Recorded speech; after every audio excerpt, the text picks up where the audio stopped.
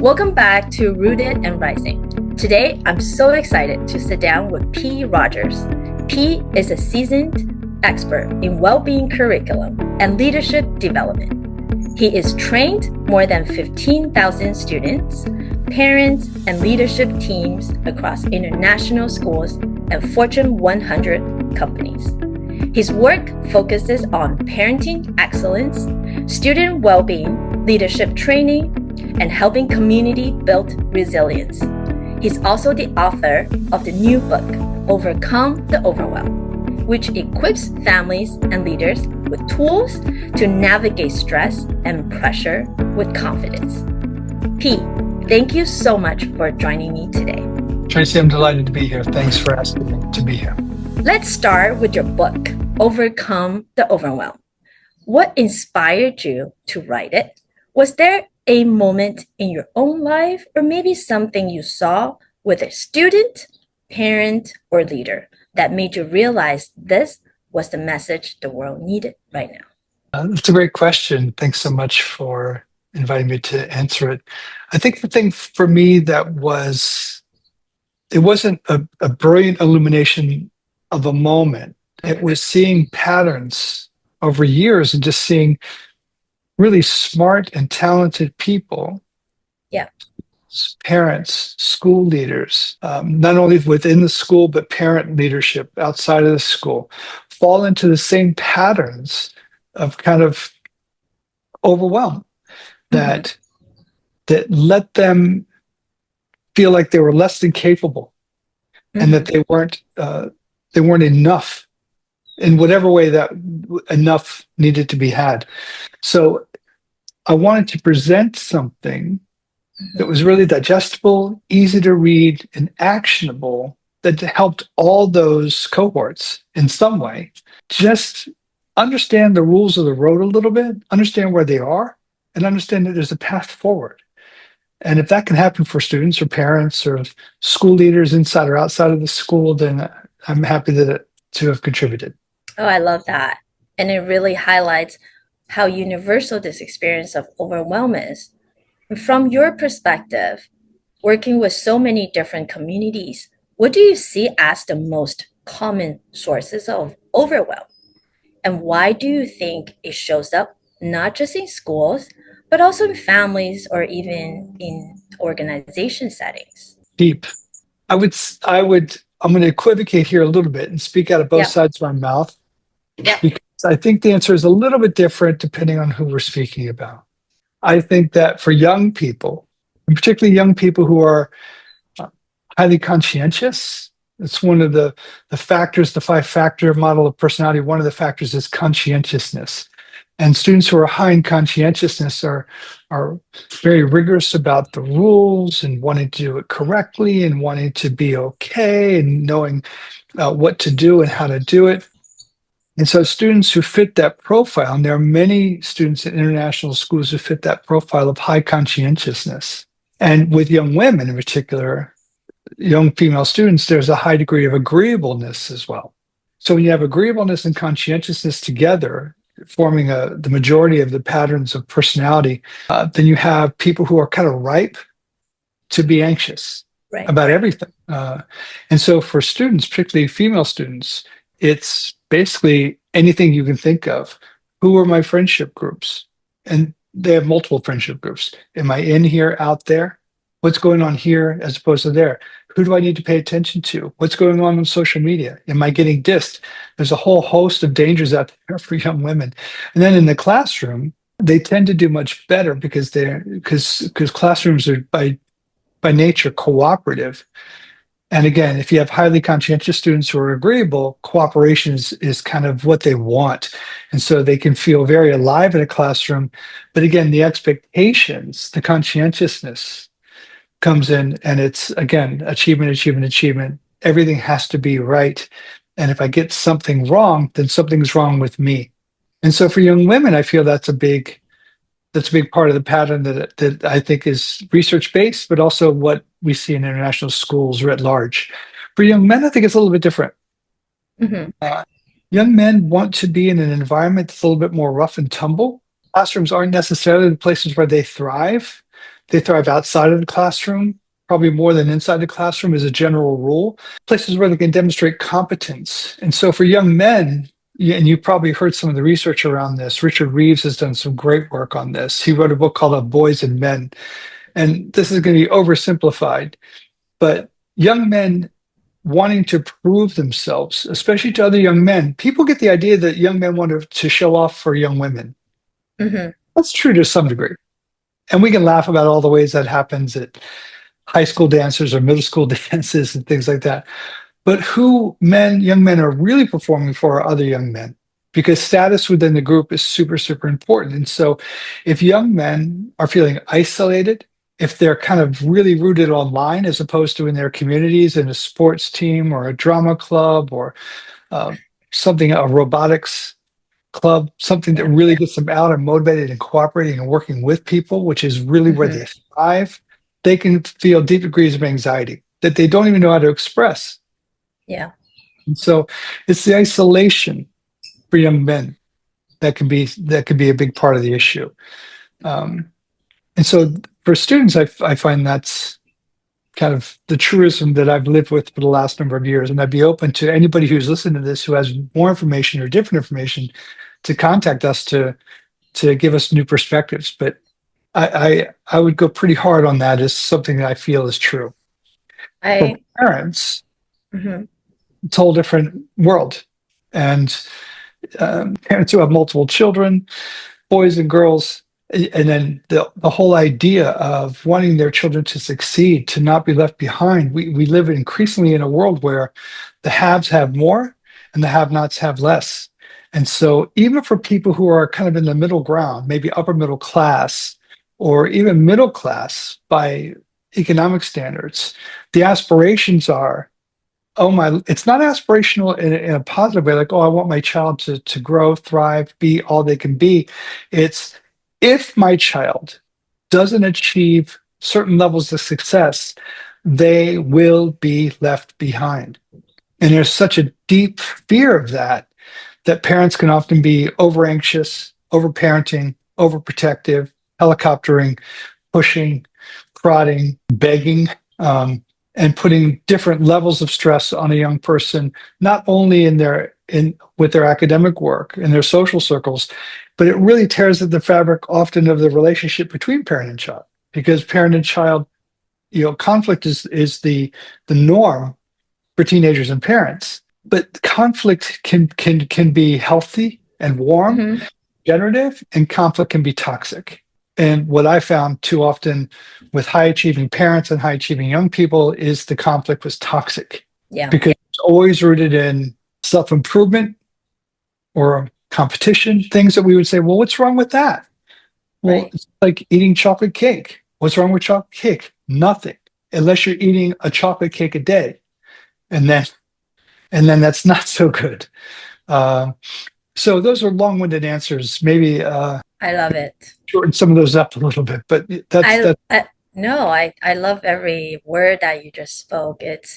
I so absolutely agree with what you said. And I mean, that's from my perspective and experiences that I've seen as a parent, also as an active parent in the community. That is what we're all facing, the common challenges. And what you said, it actually reminded me of a couple episodes I did with one of our speakers, Devin. He mentioned about self-graces. Like when we're setting goals for ourselves or the kids, and not forget that we also need to give ourselves self-gracious. Like when you mentioned, right, chocolate, we also need to understand that when the goals are met, life is about a journey from where we are to where we want to go. We also need to make sure we're giving ourselves self-acceptance and giving us gracious that understand, hey, don't forget to love ourselves while we're achieving the goals. And life, it's about experiences and journeys. And I think those are the really, really helpful reminders to ourselves to maintain that healthy well-being and make sure we're always in that. I mean, we can't always be, but at least we can try to be in that more of calm space and in well-being, right? Yeah. And what you said about really helping me think about the other questions that I was going to ask you, because one thing that stood out in me in your book is that you don't talk about, eliminating overwhelms. You talk No, about navigating no, it, right? need them. Yep. And I think that is such an important distinction. So can you share one practical strategy that you personally use when life feels heavy? I mean, we all have those moments. We could have, as great days as what we wanted to, but there are things don't always go to our way. That's just life. And I guess it's that practical strategy that you could recommend to most of us or most often to anyone that you could think of. Yeah. Thanks. This is kind of the heart of the matter. It's these small habits that we can do daily that increase our ability to be resilient and our ability to show up for our kids and ourselves and everybody else in our community. I would say the thing that's been most helpful to me, and perhaps other people have other strategies, but it's simply naming it, naming what's Mm-hmm. going on in the moment. For example, I have a client, and when I go to this particular client these days, it's kind of hard to describe, but I'm in an environment where I'm working with a team, and around this team, it's like an open workspace. Does that make Mm-hmm. sense? Like a WeWork kind of Yeah. place. Yeah. Does WeWork still exist? Are they? Yes, it does. I actually just did my work at WeWork the other day. Mm-hmm. All right. Is it still pretty cool? It's still pretty cool. Yeah. Well, think about WeWork Yeah. that is incredibly loud. And so Mm-hmm. I'm working with this team. We're trying to get this done, and I have to literally almost yell just to Mm-hmm. speak. I feel like I'm in a club yelling at somebody, and they're yelling at you, and you're like, "What?" And eventually, I could feel just all this frustration rising up in me, and I had to look at this team, and I said, "Excuse me, I need to take a moment. Mm-hmm. Okay, I'm feeling incredibly frustrated by the noise levels in here, Mm-hmm. and I want to serve you well." And I'm going to walk outside for 5 minutes, clear my ears, clear my head, and come back refreshed. But I had to name it. So it wasn't just getting up and leaving or making an excuse like going to the bathroom. I said what I needed. I needed some fresh air. I needed to clear my head, clear my mind, clear my ears, clear my heart so I could Mm-hmm. be focused on what's going on. And I think it's perfectly okay for parents, for example, to say to teenagers, even if they're in a conflict moment, Mm-hmm. say, sweetie, honey, whatever you call your son or daughter, I'm really feeling angry right now. And I know that I'm not at my best at listening when I'm angry.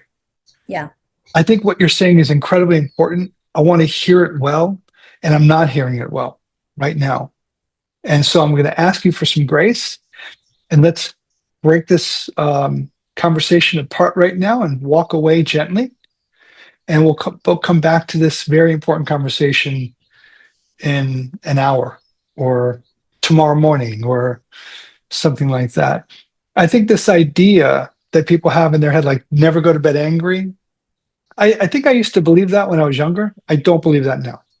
I think that can be a really fantastically terrible strategy. Okay. Sometimes a break is needed and necessary to give people clear heads, clear hearts, clear minds. So that's the other strategy I would say. Just own it, label it, give people grace with compassion, and say what is going on is important, but it's not so important that we need to wreck our relationship over it. Let's come back to it when we can really come back to it. So I hope those are two recommendations that can be helpful to people. Oh, it's so good. I absolutely love it.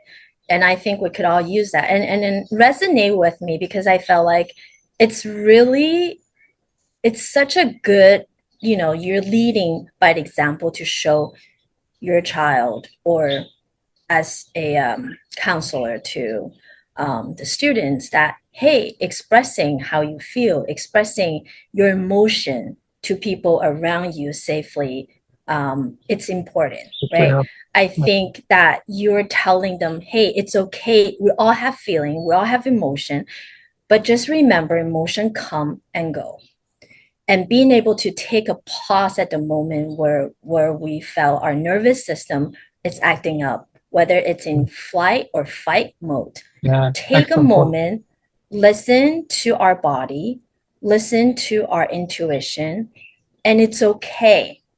And I think this is also a self-acceptance. And a lot of times we all give in expectations and how we should act, how we should talk and behave in certain ways. And a lot of times we forget about how we truly feel about ourselves. And I think by you providing this strategy, it's really helpful for us all lean into the moment that we felt. And really, there was a master said that it would stick to my head. It's that we all want clarity in life, or let's just narrow it down to the moment. We want clarity of what we do, whether it's work, school, family, relationship. But in order to have a clarity, when you have a calm mind. So I think your strategy, it's really, really helpful to help ourselves to bring that baseline back, to bring that calmness back to the baseline. And then we continue our whatever we were Important work, doing. the important conversation that needs to happen. Yeah. Honoring that when you say that. If I was a young person and heard that from my parent or from a teacher, perhaps, I would feel very honored. It's like they're taking it seriously. Yes. They recognize that this isn't the greatest time to be having this conversation, and we're going to come back to it because it's important. Yes. They will feel respected. They will feel heard. They will feel seen. Right. Yeah. So that's very helpful. But sometimes there are two quick things about that. One, we really need to check ourselves as parents about wanting to get to do it in the moment. Sometimes parents just want this, I need to be right, and I need to be right now. And we need to check that. The second thing is sometimes our kids are really, really on target when they say something about us. It's not all flex. And do we have courage to listen to our kids and be like, oh, that was pretty judgmental what I just said, or maybe I'm showing up the way I need to for my kids. Just saying. I agree. I mean, this is so helpful, and I can imagine parents listening right now thinking, I can try that tonight, right? And speaking of parents in your experiences, I know you touched upon in our earlier conversations, and I'm curious to know what are some of the ways that we as parents unintentionally add to our children's stress, and what small shift can we make to instead model resilience and emotional well-being for them. Yeah. Did you see the change in my whole demeanor? Like I took a deep breath, lowered my eyes a little bit. This is a tough thing. And the reason why it's tough, and it's difficult to even look at you right now, is that parents are incredibly well-meaning. As a parent, I know I'm getting emotional thinking about this. I've worked with so many parents in so many international schools and so many different settings, and their desire for what they want for their young people is sincere. Yeah. Absolutely sincere. But unintentionally, there's often this stress on achievement and not kind of participation or the energy that one puts into something for joy or for just learning. It has to be an achievement. It has to be something that's put on a resume. It has to be something that's countable somehow. And tutoring, extracurricular activities. How many cello lessons did you have? What clubs are you in? And are you in the right clubs? Who are your friends? I know parents who are frustrated because their children have friends with the not cool kids or the not smart kids, even though some of these relationships are incredibly and profoundly positive in these young people's lives, their young people's lives. So I think the healthier path generally is reframing not achievement, but reframing things about effort, curiosity, kindness, and mattering. This idea of mattering. Who matters to you and who do you matter to?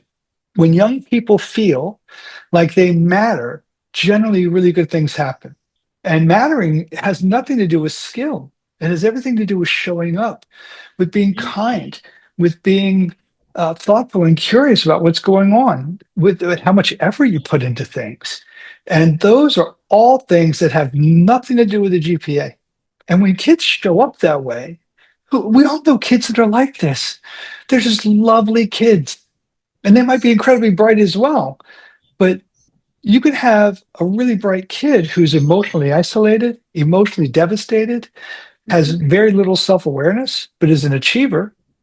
Or maybe you have a young person who has great empathy, self-awareness, emotional intelligence, popular, can read a room, knows how to shake a hand, introduce themselves, and maybe not be the best student in the class. And you ask me to track their success levels over the next 20 years, I'm taking the emotionally intelligent kid 100 times out of 100 and 1,000 times out of 1,000.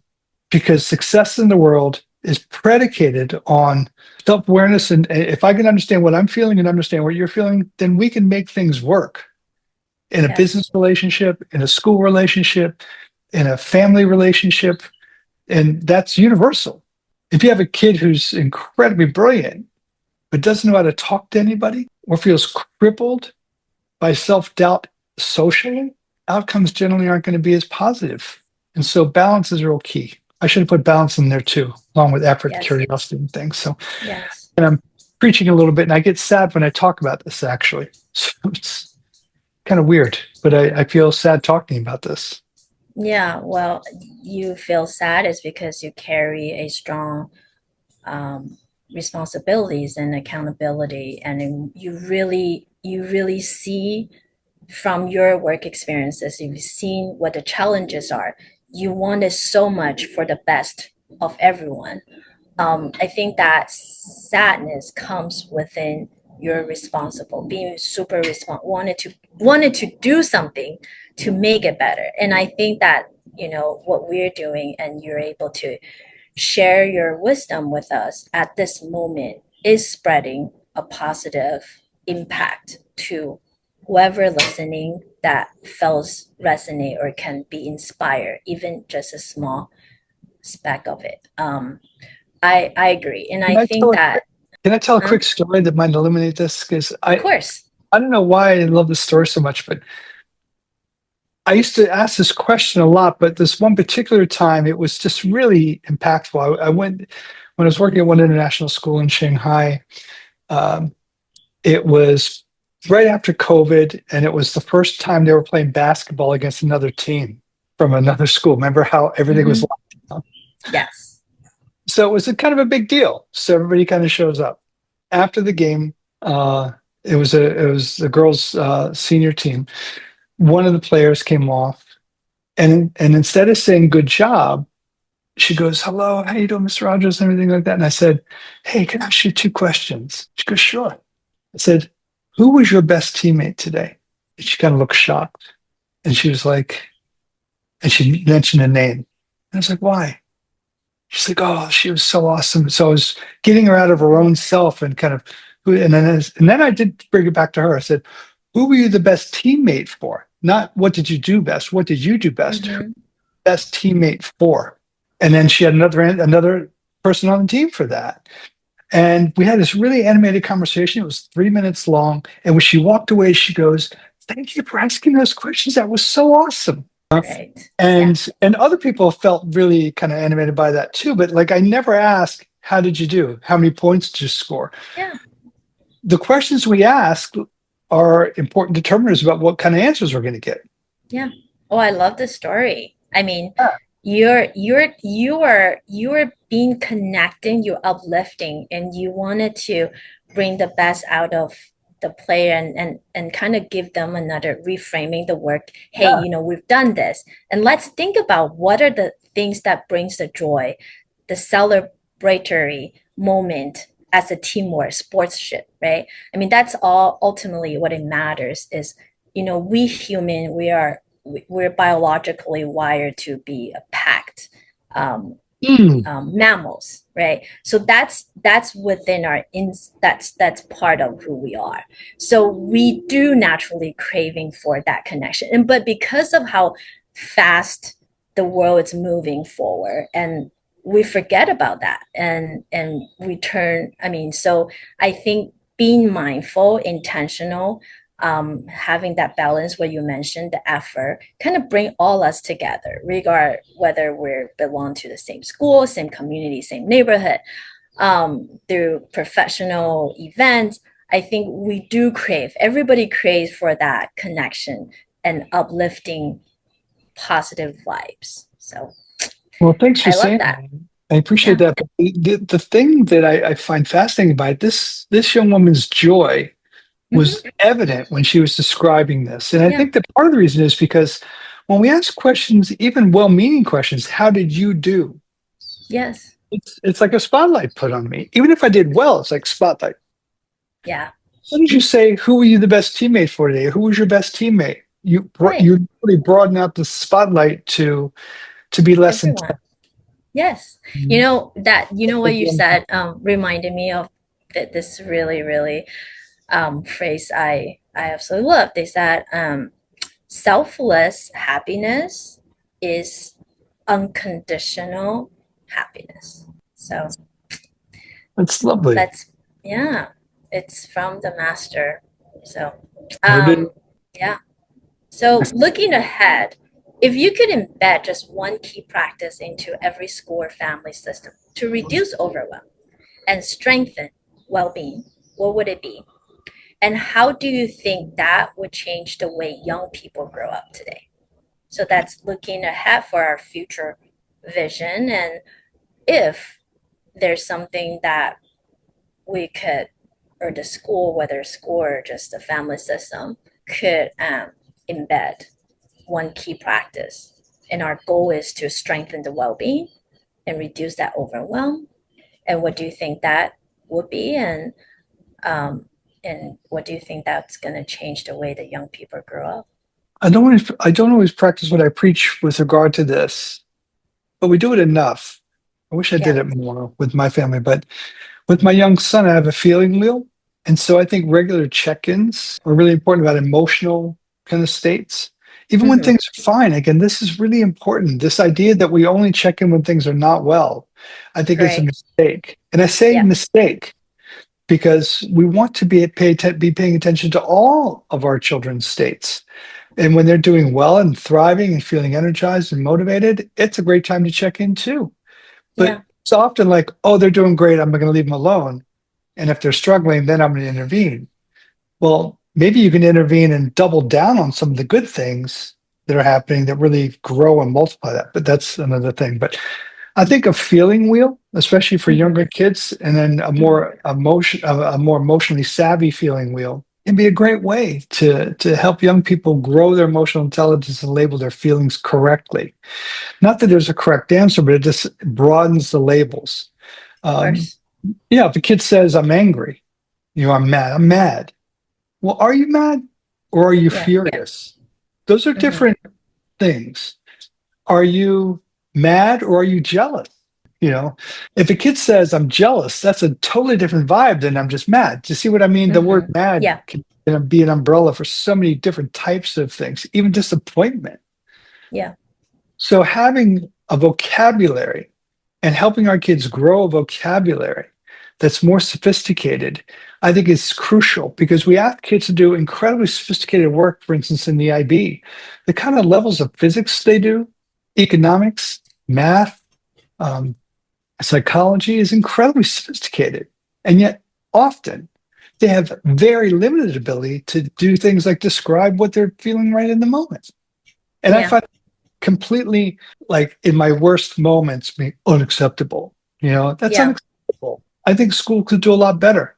And hiring people, professionals who are in the field like I am, to come into their schools and help their students have tools to grow their emotional intelligence would go so much further in helping them attain better, be Yeah. healthy, have better relationships, both inside and outside of the classroom and in the family home. So Yes. yeah, It's learn. extremely, yes, yes. What you're sharing is, it's a really inspiring vision, and it's extremely important. And more parents realizing how important the well-being, the mental space, health are so important. I remember I just went to another school event the other day, and one of the questions parents always ask, what kind of counseling program you have? What program do you in play?